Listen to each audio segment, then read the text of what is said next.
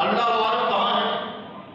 ہم نے اپنے طور پر ہر جگہ پہ تلاش کر لیا ہے، لیکن ہم ڈھونڈنے سے قاصر رہے ہیں، وہ ہمیں نہیں مل رہی۔ گھر والے سارے پریشان ہیں، اور میں آپ کے پاس اس امید سے آیا ہوں کہ آپ کو اس کی خبر ہوگی اور آپ سے مجھے اچھی خبر مل سکے گی۔ یعنی حضرت ابو طالب ابھی اعلان نبوت نہیں ہوا، آقا نے بھی اعلان نبوت نہیں کیا، اور اپنے بھتیجے پہ یہ یقین رکھتے ہیں کہ انہیں اس غیب کی خبر ہوگی، اور آج کا مسلمان کلمہ پڑھتے ہوئے بھی اپنے نبی پہ تان کرتا ہے کہ انہیں خبر کیسے ہو سکتی۔ بہرحال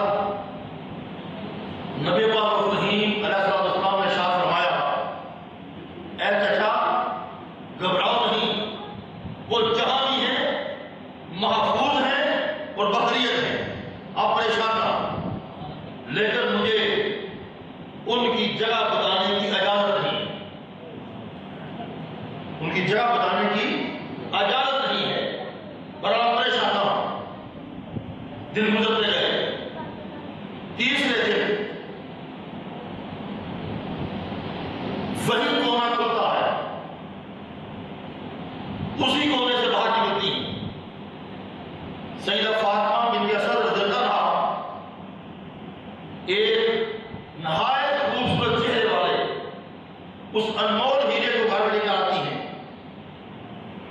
گھر والوں کو دیکھ کر انتہا خوشی کی انتہا نہیں رہتی، بہت خوش ہوتے ہیں، لیکن آنکھیں بند ہیں۔ حضرت ابو طالب بڑی ہی بےتابی سے آگے بڑھتے ہیں، اپنے بیٹے کو ہاتھ میں اٹھاتے ہیں، چومتے ہیں، پیار کرتے ہیں۔ جب غور سے دیکھتے ہیں تو بچے کی آنکھیں بند ہیں، آنکھیں بند ہیں۔ پریشان ہو گئے کہ آج 3 دن ہو گئے ہیں بچے کو پیدا ہوئے، اور ابھی تک آنکھیں بند ہیں، یہ دیکھ نہیں رہا۔ اٹھا کر پھر بعد مصطفیٰ میں آ گئے، کہا کہ اے محمد، اللہ نے بیٹا تو دیا ہے، لیکن دل میں گمان پیدا ہو رہا ہے کہ یہ اللہ ہے۔ انہوں نے آقا کے ہاتھ میں دے دیا۔ نبی پاک ابراہیم علیہ السلام نے انہیں اپنے ہاتھ میں اٹھایا، جیسے ہی اٹھایا تو یکایک علی المرتضیٰ نے آنکھیں کھول دی اور مسکرائے۔ آقا نے فرمایا، چچا آپ تو کہتے ہیں کہ دیکھتا نہیں ہے، اندھا ہے، دیکھو تو صحیح کتنی پیاری آنکھیں ہیں، کتنا حسین چہرے سے دیکھ رہا ہے۔ جب دیکھا تو چچا کی خوشی کی انتہا نہ رہی، بہت خوش ہوئے، اٹھا کر گھر آئے، اور ان کا نام چچا نے کہا کہ اے بھتیجے محمد، اس کا نام بھی آپ نے رکھنا ہے، کیا نام رکھا جائے؟ فرمایا اس کا نام علی رکھو۔ کہا کہ اس قسم کا نام ہمارے خاندان میں کوئی نہیں ہے۔ خاندان میں نام ہونے کی ضرورت نہیں ہے، یہ نام اس کے مرتبے کے مطابق بہتر نام ہے۔ انہوں نے نام کو قبول کیا، گویا کہ حضرت علی المرتضیٰ رضی اللہ عنہ کو 22 رجب کو 10 سال قبل از نبوت اعلان نبوت پیدا ہوتے ہیں، 22 رجب کو پیدا ہوتے ہیں۔ اب 22 رجب کے اس فکر سے، اس عدد سے میرے ذہن میں بات آئی ہے، آپ نے اپنے معاشرے میں دیکھا ہوگا کہ 22 رجب کو لوگ اپنے گھروں میں کنڈے بھرتے ہیں، کبھی ہوا ہے؟ دیکھا ہے؟ ایسا ہوتا ہے، اور ان کی نسبت ہوتی ہے امام جعفر صادق رضی اللہ عنہ کی طرف۔ امام صادق، امام جعفر صادق رضی اللہ عنہ کی طرف ان کی نسبت ہوتی ہے کہ ان کے کنڈے بھرتے ہیں۔ اب میری سمجھ میں نہیں آتا، میں تو امام جعفر صادق کی تعریف بھی پڑھی ہے،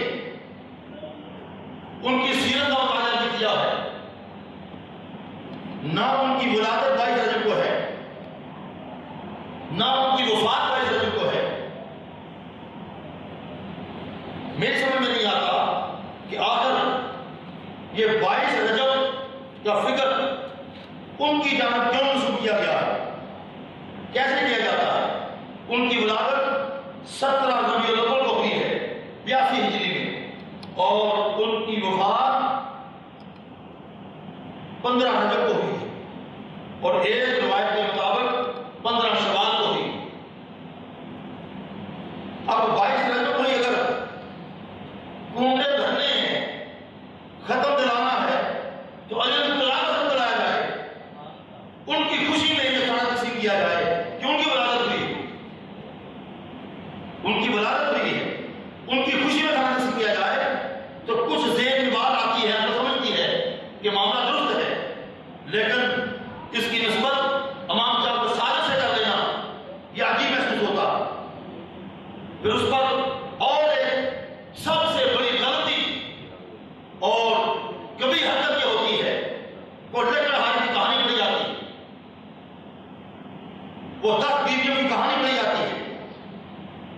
خدا کے بندوں کو، مسلمان کو، تمہارے گھروں میں قرآن موجود ہے، قرآن کو نہیں پڑھا جاتا، بیویاں 2 آدمی کی کہانی پڑھی جاتی ہے۔ وہ کون لکڑہارا ہے جو قرآن سے افضل کر دیا آپ لوگوں نے؟ خدا کا خوف کرو، اللہ کو جواب دینا ہے، اس نبی کے سامنے پیش ہونا ہے، کیا جواب دو اس نبی جس کے دین میں تحریف کر رہے ہو، اپنی من مانی کر رہے ہو؟ اس من مانی سے باہر آ جاؤ اور اللہ کے رسول کی تابعداری یاد کرو۔ کنڈے بھرنے کا کوئی جواز نہیں ہے، یہ شیعوں کی حرکت ہے، اپنی من مانی سے شروع کی گئی ہے، نہ جانے یہ سنیوں نے کہاں سے شروع کر دیا۔ اگر ختم دلا نہیں ہے، اگر 12 ربیع الاول کو وجہ تخلیق کائنات حبیب کبریا علیہ السلام کی بارگاہ میں ہدیہ رضوانہ کی طرف پیش کیا جاتا ہے، تو وہ شام کی روز شام کو ہوتا ہے، اور وہ شام کو کھانا تقسیم ہوتا ہے، لوگ ہر کھانے کی اجازت ہے، آج کھاتا ہے، کنڈے بھرے جاتے ہیں، فلاں نہیں آ سکتا، باہر نہیں جایا جا سکتا، یہ اتنی پابندیاں کیوں ہیں؟ کیا امام جعفر صادق ان سے بڑھ کر ہے؟ امام جعفر صادق ان کی اولاد ہے، ان کے نسب سے ہے، کبھی ان کا درجہ ان سے بڑا نہیں ہو سکتا، وہ رسول اللہ ہے۔ علی المرتضیٰ کا سب کیسے نہیں کرایا تھا، ان کو اس طرح سے کیسے کیوں نہیں کیا جاتا؟ امام حسن کا کیوں نہیں کیا جاتا؟ امام حسین کا اس طرح کیوں نہیں کیا جاتا؟ امام جعفر صاحب میں کیا تشخیص ہے؟ یہ لکڑہارے کی کہانی بنا کر آپ لوگوں کو بیوقوف بنایا جاتا۔ یہ سب غلط روایت ہے، ان میں مت مت کیا جائے۔ ختم دلانا ہے، جس کو عام طریقے سے دلایا جاتا ہے اس طرح دلایا کرے، اور قرآن پڑھے اس پر، پتا چل کے ختم دلایا رہا۔ بہت صورت حضرت سیدنا علی المرتضیٰ رضی اللہ عنہ کی ولادت کا ذکر ہو رہا ہے، ان کی ولادت 22 رجب کو ہوتی ہے، نام بھی آقا نے رکھا ہے۔ اب اس واقعہ پر غور کیجیے کہ جب بچہ پیدا ہوتا ہے تو ماں کے پیٹ سے گندا خون نکلتا ہے، بچہ اس گندے خون کی وجہ سے آلودہ ہو جاتا ہے، اسے غسل دیا جاتا ہے، تو اللہ رب العزت نے علی المرتضیٰ کی ولادت کے لیے اپنے کعبہ کا انتخاب کیا، اپنے کعبہ کا انتخاب کیا۔ معلوم یہ ہوا کہ نہ وہ گندا خون اس ماں سے پیٹ سے باہر آیا ہے، نکلا ہے، نہ بچہ اس خون سے آلودہ تھا، اور نہ وہ اس پاک زمین پہ گر کر زمین کو ناپاک کیا گیا ہے، وہ زمین بھی پاک رہی ہے، پیٹ پاک، پیٹ سے پاک بچہ پیدا ہوا ہے، اور اس کو بھی غسل دینے کی حاجت نہیں رہی۔ پھر وہ 3 دن باہر رہی، سیدہ فاطمہ بنت اسد رضی اللہ عنہ 3 دن باہر رہتی، 3 دن کیا تھا؟